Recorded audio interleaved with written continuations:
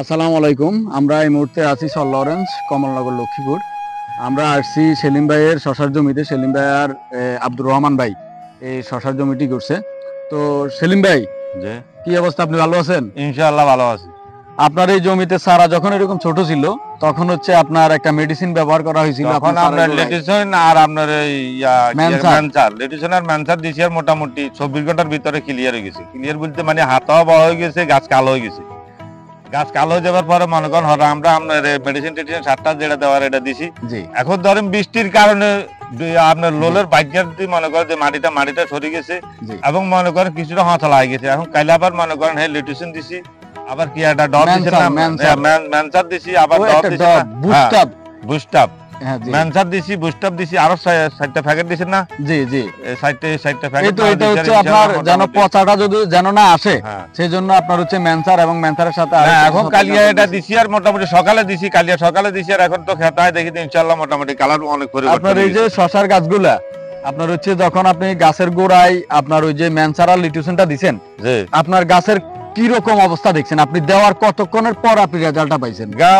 কালে কি মনে করেন কালে আমরা ধরেন না সকালেতে দিছি না, বিকেলে আবার খেতে হয়, চাইতে মোটামুটি গাছ অন্য রকম হয়ে গেছে।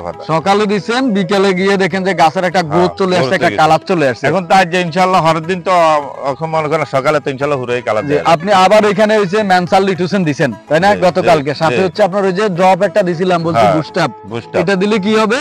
আপনার ওই যে বৃষ্টির দিনে আপনি অনেক টাকার হচ্ছে ছত্রাকনাশক বা কীটনাশক স্প্রে করছেন, যেন ধুয়ে চলে না যায়, ঠিক আছে? তার জন্য হচ্ছে আমরা এবং কার্যকরী ক্ষমতাটা বাড়ানোর জন্য আমরা বুস্টার দিছি। এখন আপনার এই যে ক্ষেতের এখন বর্তমান পরিস্থিতি, এই যে বৃষ্টির দিন আমরা পানিতে আছি, কিন্তু আপনার গাছগুলো আলহামদুলিল্লাহ মরে নাই এবং গাছের যে রকম গ্রোথ থাকা দরকার, এই যে আগাটা কিন্তু লাফাইতেছে, ঠিক আছে না, বাড়তেছে। তো আপনার ম্যানসার লিটিউশন আবার হাতে যে একটা লাল আছিল না, লাল হাটাটা মোটামুটি কালা চলে আসে, লাল পাতাটাও কালার চলে আসে স্প্রে দেওয়ার পরে। এখন ম্যানসার লিটিউশন এটা স্প্রে করছেন, গোড়ায়ও দিছেন, এটার রেজাল্ট কেমন পাইছেন আপনি? না, এটা তো হবে না, গাছ ভিজে দিছি না, ধরেন ভিজে দেওয়ার পরে গাছ ষোলো না, গাছও ভিজে নিচে হিউ তো হওয়ার লাগত, জানেন হিউ আপনি মনে করেন এই নতুন করে হিউ বাইরে দিছে যখন গোড়ায় গোড়ায় পড়ছে।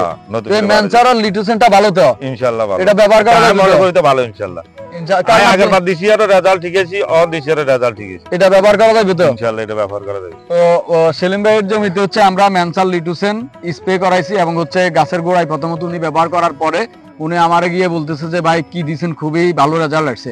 তো সেমকোর পণ্য কথা বলে এটা হচ্ছে সেলিম ভাই সরাসরি হচ্ছে কি আমাদের সাথে শেয়ার করছে, তাই না ভাই?